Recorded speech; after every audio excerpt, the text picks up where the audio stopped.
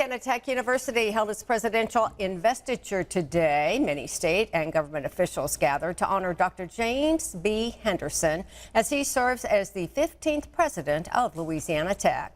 He comes to the university after being president of the University of Louisiana system and sees his presidency as a time of pride at the university. We'll look back on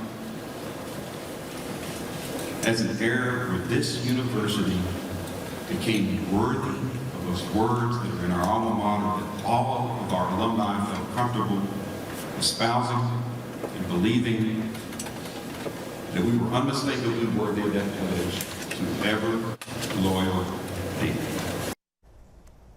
Dr. Henderson was joined on stage by former Tech President Les Geis and current UL System President Rick Gallo.